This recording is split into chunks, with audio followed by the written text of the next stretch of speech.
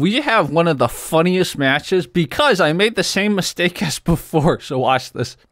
So I am white. I go king, side, pawn. So he does what's called the Caro-Kann defense. Shout out chess.com for its awesome analysis. Of course, right? I control the center board. This is standard Caro-Kann. He's going to attack this. And you know what I do? You know what I do? You know what I do? I move the wrong knight again. I moved the wrong knight again. You're supposed to move this one. You develop a knight. But I don't. I moved this one. So, now, you could always do this, but then it just kind of evens out. You want to keep developing pieces, but I don't. I developed the wrong piece. So, of course, this happens. So, I can do the best that I can, which is let's just move the knight. I'm down a pawn. It's not the end of the world, but it's hilarious. So, he tries to threaten my knight. That's a blunder, according to chess.com. Oh. Wow, that would have been a good trade. I see. So I would have been able to trade a knight for a rook. And I would have also pinned a bunch of pieces. I see. Cool. So, but he goes here, which I don't capitalize on at all. His king is now vulnerable. So I should have gone here, right? Should have gone there. So I don't do that. I move my knight away. So he moves his knight. You do not want to put knight on the rim, right? Because he has very little control.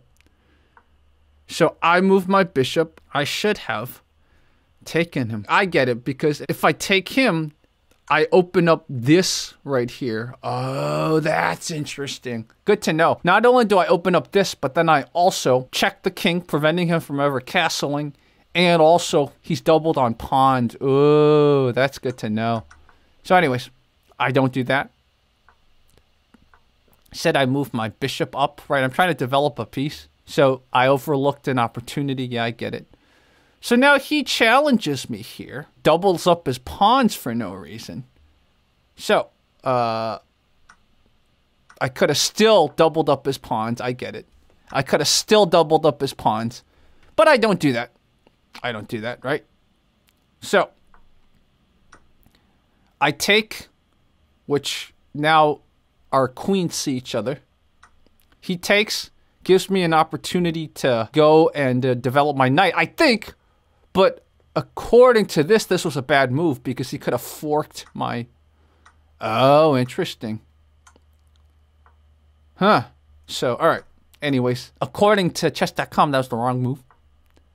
Now, he goes here to threaten my knight, which was not the right move. So, I move my knight to safety while also still controlling the center and threatening his bishop.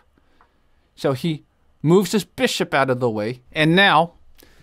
I castle because I'm thinking, well, if he's going to be dumb enough to trade, I can now develop my rook into this, what is it called, a file? Yeah, this file. So he castles. So now I move my bishop to develop it.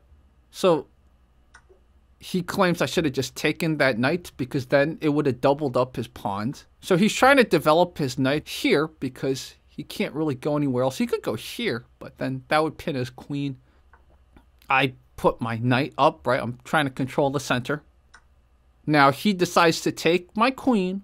I use the rook, this rook, right? Because this rook is still protecting the king, but I'm going to use it soon. So then he moves the bishop here to threaten my bishop. I'm not scared at all. So I take this pawn, right? Because it's dangling there. There's no piece there to protect it.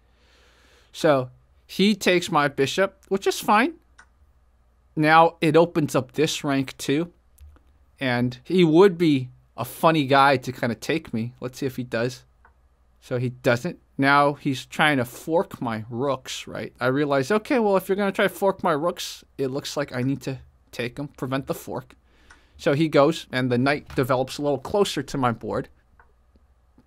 So I put the rook here because I don't remember why. I think I thought he was going to try to fork me here.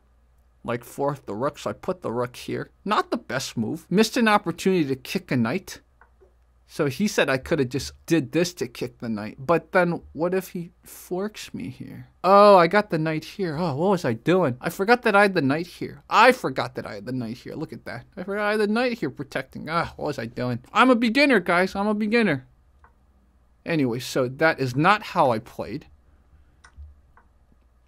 So I put the rook up there. He shouldn't have done that because now I can take his rook and threaten his knight. And watch what he does. He decides to try to threaten this, which is like, dude, that's a free knight. So I take his knight. And now I know I'm going to win. So he moves this over here. And I know it's time to attack, right? So I decide to double the knight up, threaten him, because he can't take me because I have this knight. And I got the rook here. I'm ready. And he decides to give up. He resigns. So he could have gone here. That's what they say. So that would have been a defensive move. I guess it would have prevented me from advancing my knight more. Interesting. According to chess.com, my best move would have been here. According to chess.com, he would have moved it here. Then I would have moved the rook up here. He could have moved his pawn. Then I could have moved my knight to threaten his. Then he would have gone back there, and I would have moved my king, get my king into the action to protect pieces. Now he would have moved his knight back in anticipation of certain attacks. There I go. He would have moved his rook there, protect his king. I would have moved the knight up slowly. Anyways, guys, we don't have to worry about this. I'm still learning, so we will continue to play better and not make that mistake in the beginning again. I still can't believe it. Second time, bro. Second, I guess that's why Caro-Kann is effective, because if you move the wrong knight, which is the second time it's happened. Oh my God, guys. Anyways, hope you enjoyed this analysis. This was JerryCricket.